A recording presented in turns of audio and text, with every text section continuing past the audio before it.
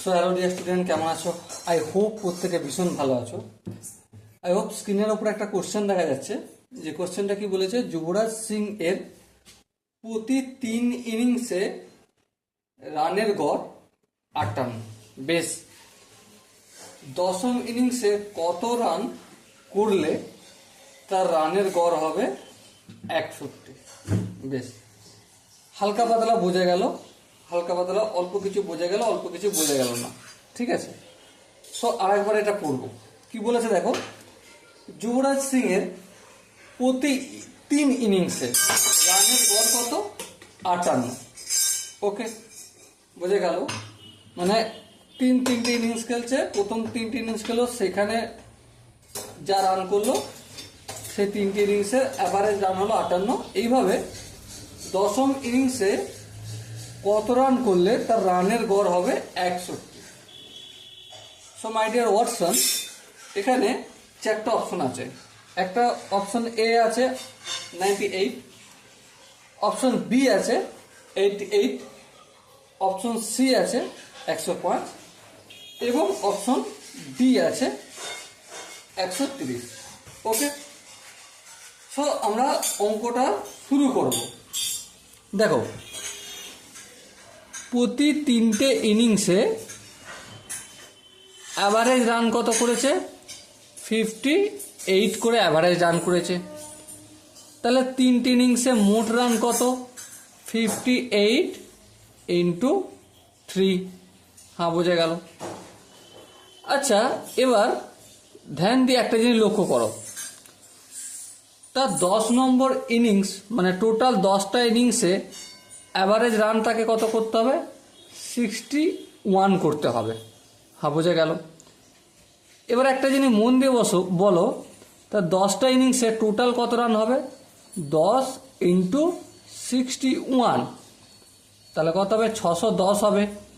তাহলে 10টা ইনিংসে তার মোট রান করতে কত হবে? 610 রান করতে হবে। এখানটা আশা করি বোঝা গেছে। এবার দেখো, 3টে ইনিংসে অ্যাভারেজ রান কত বলেছে? 58, তাই তো? তাহলে 3টে ইনিংসে মোট রান কত? 58 ইন্টু 3, তাহলে কত হবে? 3 8 24 4। হাতে থাকে অবভিয়াসলি 2, 3 5 15, 15 আর 2 কত? 15 আর 2 17। তাহলে 3টে ইনিংসের ইন অ্যান অ্যাভারেজ রান হবে 174। বেশ, বোঝা গেল।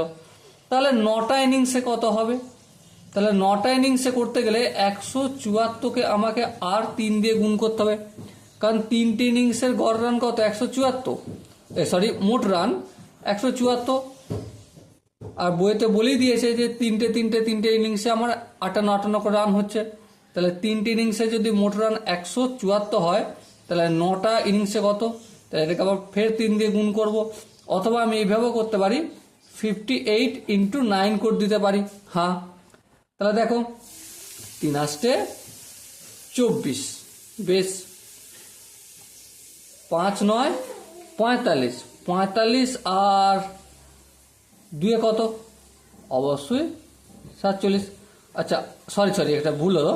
8 9 কত? 72, 8 9 72, 2 হাতে থাকে 7, 5 9 35 45 46 47 48 49 50 51 52। তাহলে দেখো, 9টা ইনিংসে মোট রান কত হলো? 522। আর 10টা ইনিংসে তার 61 রান যদি অ্যাভারেজ রাখতে হয়, কত রান হবে? 610। তাহলে 10 নম্বর ইনিংসে তাকে রান কত করতে হবে? যদি 61 রানের অ্যাভারেজটা মেনটেন করতে হয়, তাহলে 610 মাইনাস 522, বিয়োগ করে যদি দেখি 2 করে 10, 8 দিতে, 2 একে 3, 3 করে 11, 8 দিতে, 5 একে 6, 6 6 মিলে 0 দেওয়ার প্রয়োজন নেই। তাহলে 10ম ইনিংসে তাকে অবভিয়াসলি 88 রান করতে হবে, তবেই তার অ্যাভারেজ রান 61 হবে। আশা করি এখানটা বোঝা গেছে। এবার দেখো, অপশন এ ছিল কত? 98, অপশন বি ছিল কত? 88, অপশন সি ছিল 105, অপশন ডি ছিল 103। সো মাই ডিয়ার ওয়াটসন, এখানে option B is the right answer. Okay, চলো দেখা হচ্ছে পরের সেশনে। ততক্ষণ পর্যন্ত ভালো থেকো, সুস্থ থেকো এবং জয় হিন্দ।